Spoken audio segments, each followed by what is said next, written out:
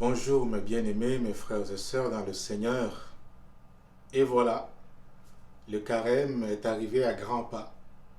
Oui, mais cette année, le thème, c'est discerner sa présence. Discerner la présence de Dieu dans notre vie, dans les quotidiens de notre vie. Surtout en ce temps de pandémie, frères et sœurs, comment discerner la présence de Dieu? C'est à travers peut-être des rencontres virtuelles qu'on peut vivre.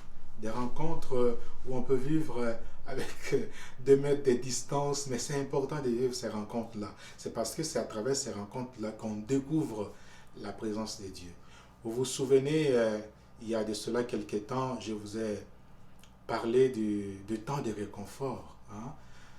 D'abord de la parole de Dieu qui est pour nous très important et que nous devrions apprendre à redécouvrir la richesse de la parole de Dieu. Mais ça va aussi avec le réconfort, surtout en ce temps de pandémie, cette pandémie qui a touché des milliers de personnes, qui a touché nos vies sur le plan matériel, sur le plan spirituel, psychologique, émotionnel, social. Nos sociétés ont été bouleversées et chamboulées par cette pandémie. Ça vaut la peine que nous prenions le temps de nous réconforter les uns les autres.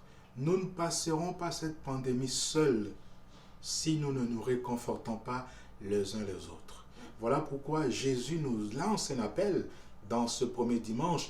Convertissez-vous. C'est pour dire que nous devons entrer dans ce nouveau monde qu'il veut installer. Mais comment entrer dans ce nouveau monde qu'il veut installer si nous restons en arrière, si nous traînons la patte? Il nous faut avancer avec lui, les uns avec les autres, tous ensemble, entrer dans ce nouveau monde que Jésus veut installer.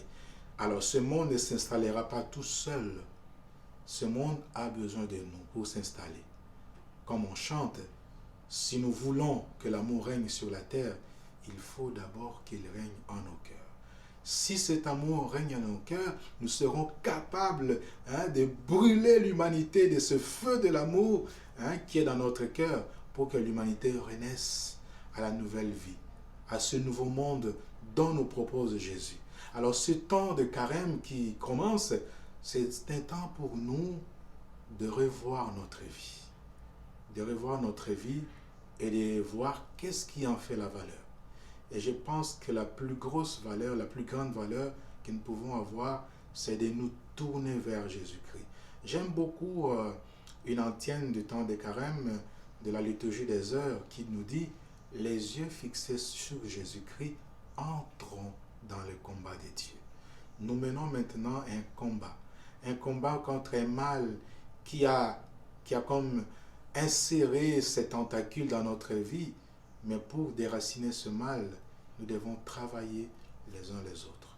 Alors je nous invite tous, frères et sœurs, à prendre ce temps de carême qui commence comme un temps de grâce où nous serons appelés ensemble à mettre tout ce qui est nôtre au service de l'Église, au service de nos frères et sœurs, pour avancer vers ce monde tant demandé par Dieu. Un monde nouveau où il n'y aura plus de douleur, il n'y aura plus de maladies, il n'y aura plus de souffrance, où les gens apprendront à s'aimer les uns les autres, où les gens apprendront à laisser une place pour l'autre, où les gens apprendront à se respecter mutuellement et à être dignes de l'amour de Dieu. Allez, soyez branchés tout le temps dans notre chaîne YouTube. C'est là que vous trouverez les réconforts en ces temps de pandémie pour que vous ne soyez pas abattus par le moment. Alors soyez réconfortés par Dieu qui nous aime d'un amour infini. Amen.